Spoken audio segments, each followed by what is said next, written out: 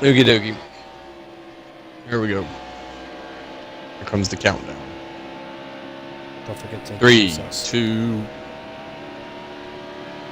Every fucking time. God damn it. Alright, go. That's your fucking intro right there, Caboose.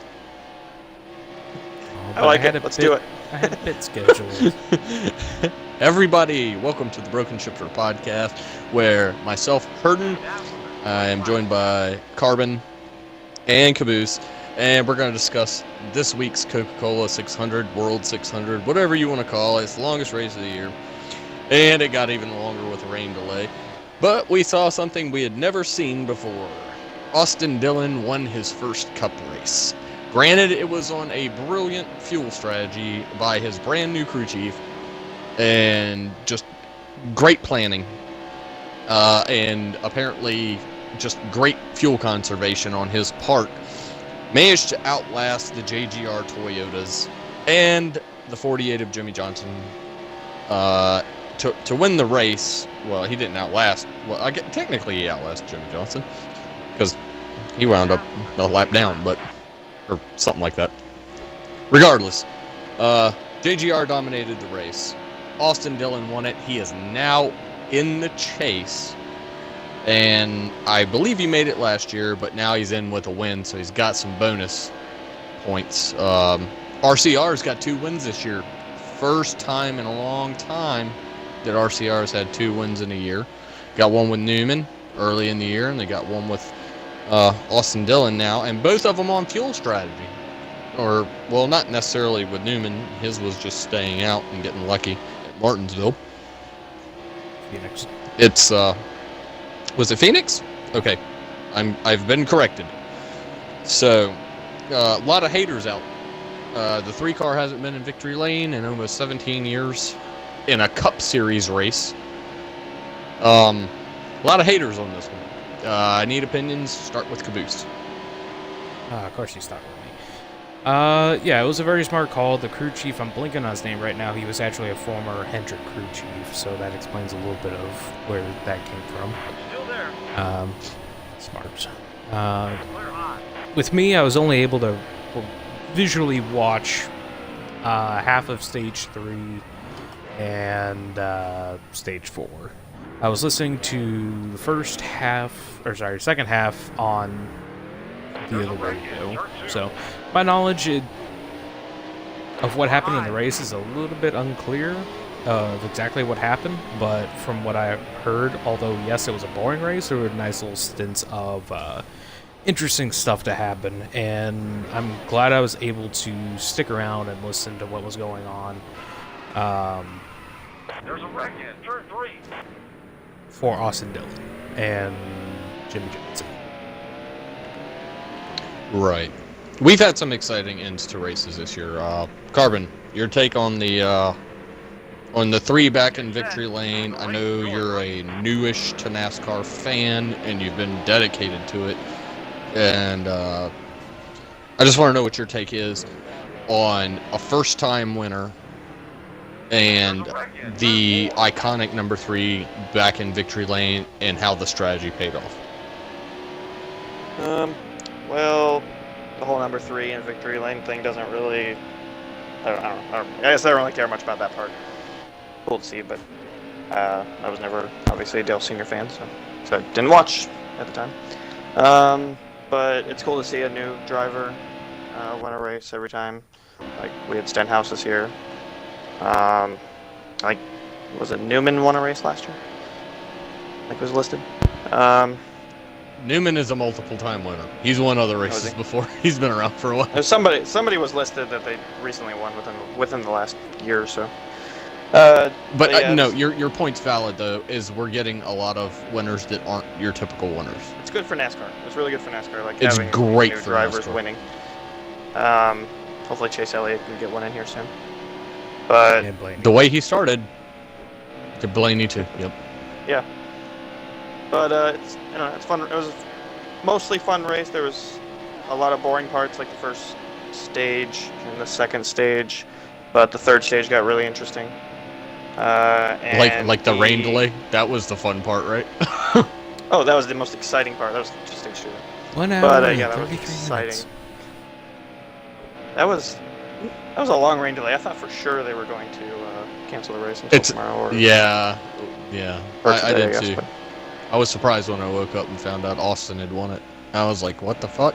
It was like Austin Dillon winning that race was like me waking up and finding out last year, because I'm in England right now, everyone, that the Cubs had won the World Series after falling asleep in the 9th inning and the Cubs rallying after I went to sleep. So, yeah. The ending was This is fucking great then. Jimmy Johnson was coming up to the the last, I think it was like last 15 laps, and he decided to, I think he only got fuel, or did he stay out completely? He stayed out. Oh, he was off pit strategy, wasn't he? Because he was completely off pit cycle. And him and Austin Dillon were just running together, basically. I don't know if they were actually planning to stay together to conserve fuel. Just worked out that way. But Truex and Kyle Busch were coming up fast. I think Truex was back 11 seconds, and Busch was right behind him. And gaining quick. Well, at first they were gaining really fast. Like they were making up a second a lap, and we were like, oh, by lap 8, Austin Dillon and Jimmy Johnson are going to get screwed. I think that's what fucked Jimmy Johnson, is he stepped on the damn gas. Yeah, I think he got on it a little too much. And Austin Dillon managed to stretch it. Because they said he ran out coming across the finish line.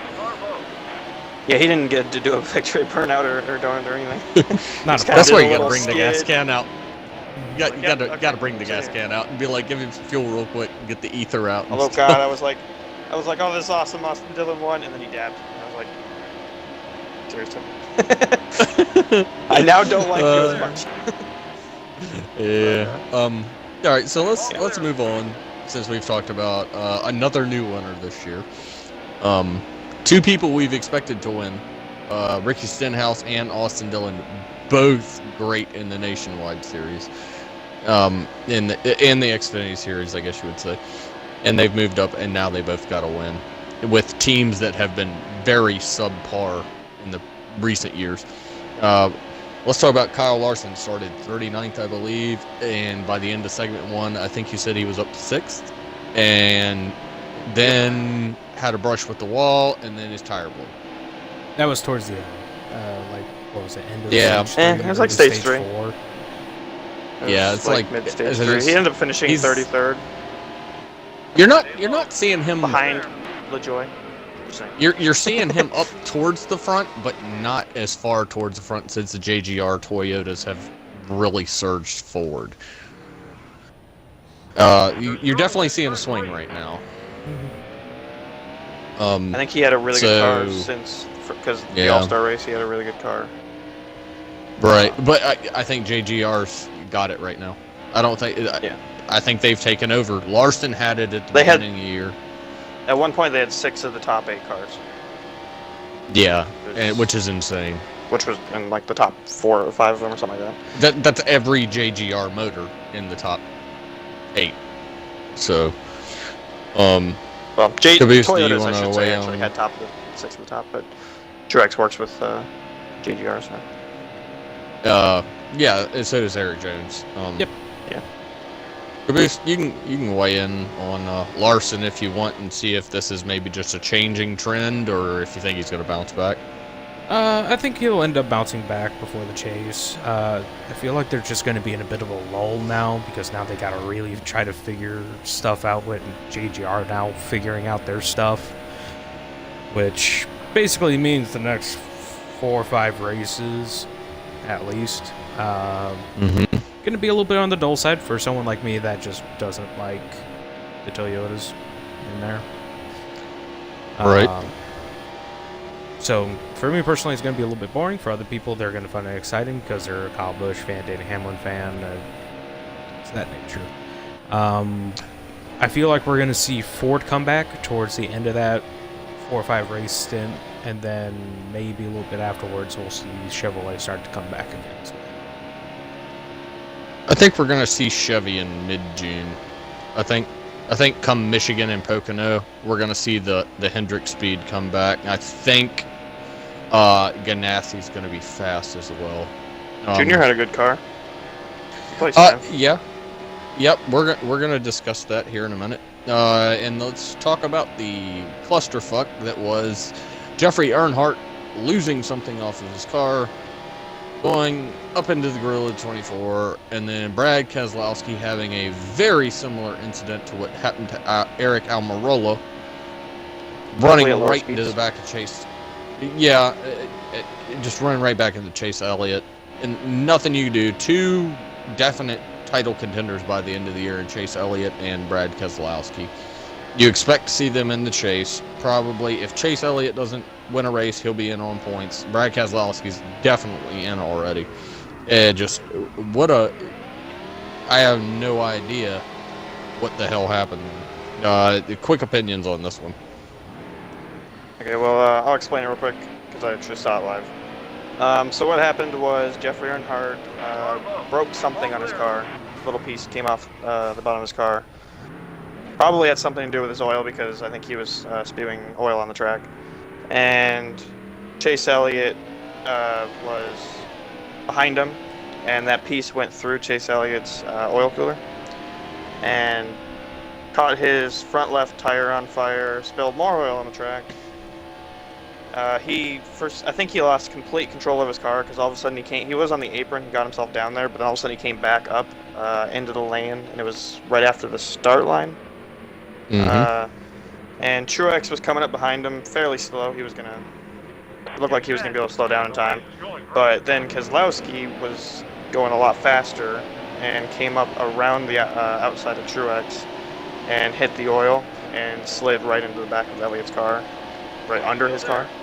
And Truex got sideways in the oil, kind of lost a little bit, but he saved it really well. Just narrowly avoided getting squished between two cars. It was quite a crash, and yeah, everybody was saying, "Oh, geez, this looks like Eric's crash again." Yeah, I mean, it had a lot of similarities. It definitely did. And Caboose, I know you weren't here when that happened. I was talking to Carbon when this all went down, so there's not much to say about that, except for the fact that 2 races in a row we've had something break or something happen where there's oil on the track and somebody can't get slowed down. So it could be a time for them to think about figuring something out they can do with the track to prevent that from happening when the oil goes on the track, because I know they've been putting a new surface stickiness thing down. I can't remember what it's called, and trying to give the drivers more grip, and maybe that's making the oil worse. I don't know. There wasn't anyways, any on quick Charlotte. rundown. They did it. They did it after the Xfinity race. They put it down on Charlotte. I know of a way to get the oil off fast.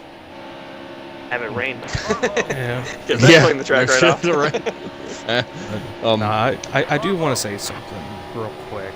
I don't necessarily think it's something that needs to be done on the track side. I think it's something that needs to be done on NASCAR's side. Because with teams like what Drifter is on,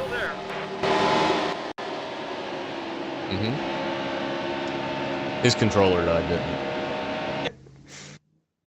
God damn it. The only problem is he... no shit, Justin. I was trying to fix it. Not me, it is Mike. Alright. I think it's more on NASCAR side of things, because with teams like what Earnhardt is on, they're using older parts that are still technically valid. And I feel like for situations like that, NASCAR needs to do something to make it to where the new parts that won't break as easily or aren't as worn in as much are a little bit more affordable. Because I can almost guarantee you that played a major role. Like, look at the zombie Dodges, NASCAR has no say-so over that. That's the companies that make the parts determine the price on them, so NASCAR has no control. No, but NASCAR does have regulation over what parts are working or not. And I feel like there should be something in place for the smaller teams like that where they don't have the funding. They get a little bit of assistance with it, if you will. Just to get, I'm not saying better performing parts, but more reliable parts, so we can prevent instances like this happening. I'm thinking maybe inspections on the lower tier teams, just to make sure. With like, say if it's an oil cooler that breaks, you're not going to take a damn oil cooler apart and just to check it. You got to pay employees to do that and shit. Yeah. Just to do an inspection process through NASCAR. It's ridiculous. These guys have made it this far, they're allowed to do it. Anyways. No, and I agree with that. I just think that there should be some sort of program in place to help fund to get the better ones. That's it. Yeah, well, NASCAR's expensive. Anyways, let's run down the JGR dominance of this race real quick. Kyle Busch wins segment 1. Martin Truex Jr. wins segment 2. He is not running for JGR, but he is running JGR parts. Denny Hamlin wins segment 3. The only segment that a JGR You'd never guess. funded. You'd never guess who won the final segment. Yeah. Not JGR. Never guess. Yeah, not JGR. And they had struggled to win a segment for like, what was it, 10 or 12 races? Okay, So that's your segment rundown. From what I read and heard, Truex pretty much had the best car for most of the night. Kyle Busch was pretty damn good as well. Austin Dillon just had a better strategy. So we come down to the end of the race. Jimmy Johnson's leading. 2 laps to go, runs out of gas. Austin Dillon passes him, runs out of gas coming across the start-finish line. So, another fucking brilliant finish for NASCAR. I mean, they're making the end of these races exciting. Mm-hmm. And I think a large part of that is just due to the changes with the bodies and the lower downforce, and it's making people drive significantly different. Now, if they allowed for a little bit more mechanical changes, yeah, the segments play a big part. Just especially in strategy. NASCAR's getting interesting again. Now, granted, some of the tracks are still boring, such as the first half of Charlotte, from my understanding. And there were a couple of other races where it was just kind of nothing happened. I'm worried about Indy. I hope that with them continuously lowering the downforce, it makes driving more interesting. And also for Kyle Busch not to have a car that he can just run laps around people without a draft. Because him doing that 2 times in a year, to me, is midget fishy. Alright. Well, still stand by the fact that Indy needs to be replaced with the oval. Brickyard needs to be replaced with the road course. Grand Prix course. Yeah. I mean, you got the Charlotte road course. The road. Yeah, where there's going to be no passing. There's not. They'll be passing on the track. There just won't be passing on the road course portion of it because it's so damn narrow. P.S. If anybody watching this didn't know, Charlotte will be running next year, I believe, in the Chase race. Their road course. They call it a roval. It involves the road course that runs through the middle of the infield and most of the way around the track as well. So that's something to look forward to. It'd be new for NASCAR. I am more than welcome to see something new because of the fact that we got too many goddamn mile-and-a-half tracks already. And they can't bring in new tracks until 2022 when all the contracts renew. I can't say enough. We need to get away from the mile-and-a-halfs. We got to get back to short track racing. That's when NASCAR was born. Short track racing. Look at Martinsville. Martinsville sold well. Bristol. I don't know if Laguna Seca has a long enough pit road. Anyways, Junior finally he got a top 10. He was fucking ecstatic. Apparently Jimmy Johnson helped him all damn week after his disaster of an all-star race. He sure as hell didn't look like an all-star during that race, but Junior got a top 10. He seemed pretty happy about it, but he's not too thrilled with the speed of the car. He said a little bit of bad luck. Problems with the engineering department. It seems like that's why it's it's called the Broken Shifter Podcast. Or the Missing Spacer Podcast. Christ. Something needs to go on in his area there, because Jimmy Johnson's running great. Chase Elliott's running great. Casey Kane ain't running that well. He's but running decent. He's been hovering. he's okay. He's been hovering around 15th for a lot of the races lately, so he's getting some. Yeah, but that's not Hendrick quality. That's not Hendrick quality. No, but racing. that's Casey Kane quality. No, Casey Kane dominated Charlotte for like 4 years. He was the one that dethroned Jimmy Johnson off her. No, and that was when he was running for Ray Evernham Motorsports, when he was driving a 9 car in a Dodge. Okay, so the moment of truth has come, since I don't think any of us got that fucking goddamn pick right last week for the upcoming Charlotte race. Hey, I was close. I had Denny Hamlin. He won a stage and was running pretty good. Yeah. Kenseth, I think, was also. Did you pick Kenseth? I think. I had Jimmy Johnson, and Jimmy Johnson was leading with 2 to go. So we all had some closeness, but just not there yet. I think we've had one correct pick all year, and I think it was me. And I think it was Keselowski. But anyways, Didn't kill him at going Logano. Didn't kill him at Logano for one. May have. I don't know.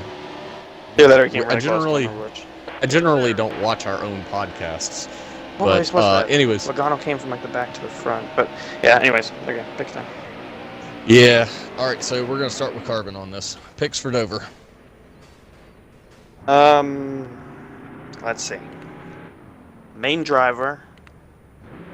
I'm gonna base it off of who won, or not who won last year, but who did well last year. Just because. I'm gonna go with Jimmy Johnson.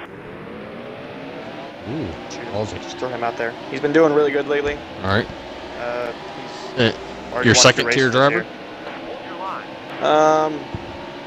Let's say, does McMurray count as a second tier? Yeah. Yeah, I'll go with McMurray. He's been doing really good too. Yeah, he's race well. Caboose. You know, interesting enough, I was looking at McMurray there for a minute, but I figured not to. A dark horse is going to be Casey Kane. Yep. I feel like he has a chance of getting a win if luck goes his way. If not, he's just going to perform very well. And then for the winner, as much as I don't like this camp, I'm going to go there again. Denny Hamlin. Oh, Hamlin. Wow. That wasn't the one I was expecting. Nope. Let me guess, All you were right. going to expect Kyle Caboose. Busch. I kind of was. Okay, so is it acceptable for me to pick? Can I pick Kyle Busch for my dark horse since he hasn't won a points-paying race this year? No. You don't want to pick him anyways. He's on the NASCAR heat log or cover now, so that's the bad curse right there initiated. Yeah, it's like the Madden curse, right?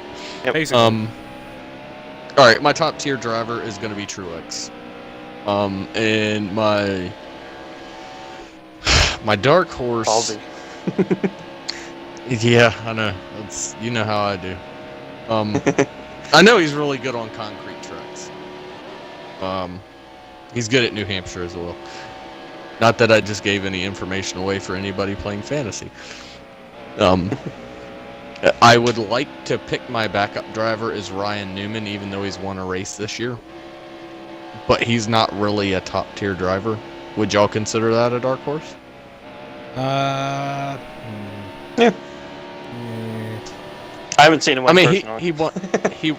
He won. Other than a he rain, won on was he the rain strategy. delay? He's won one race in like Can't remember. 4 years. He win last year off rain delay, or was that somebody else? Nah, that Almirola won last year off rain delay. That was Amarillo. Okay. Yeah. No, it was Busher. Okay, so both of them. But would you consider Ryan Newman? If not, I'll pick somebody else. It's fine. I wouldn't necessarily say so because he's still performing well here and there, and he has. Yeah, ninth. He's doing okay. Okay. Well, then I'll pick somebody else. Well, I can't pick Stenhouse because you're going to say no on that as well. He hasn't won since 2013, by the way. So I would personally consider him as a dark horse, but A dark horse, then. been 4 years. He hasn't won since Indy of 2013. Who's that? Newman. Well, he won this year. He's saying besides this year. He's talking Yeah, about the that's gap what I was between this saying. year and But yeah, I but think you I said said he didn't no win on this year. that. He did win this I year. asked He won that. Phoenix. He won Phoenix on luck. Just like Austin Dillon won on I luck didn't last watch night. Okay. All right, fine. I'll pick somebody just randomly. I'll go with Chris Buescher. I think he did decent at Dover, so I'll allow it. That team has actually been performing above standards lately. Mm-hmm. They've been Tell you if you got any the tough fast or not. compared to what they're with what they're working with.